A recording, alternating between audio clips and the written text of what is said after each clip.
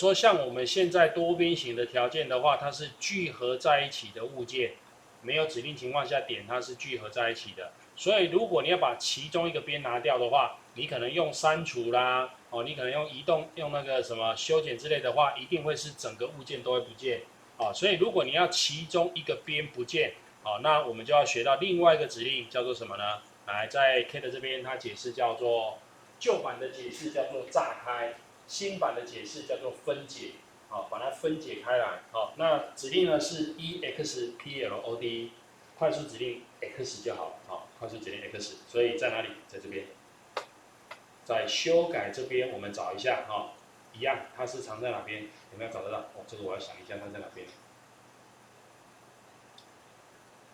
这里，这个，好，叫分解 EXPLOD。好，那快速指令叫做 X。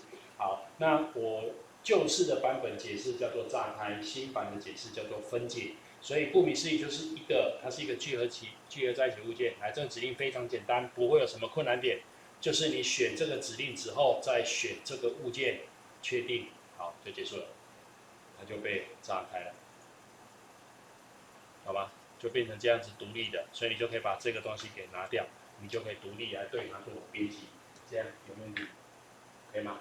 来，可以试试看。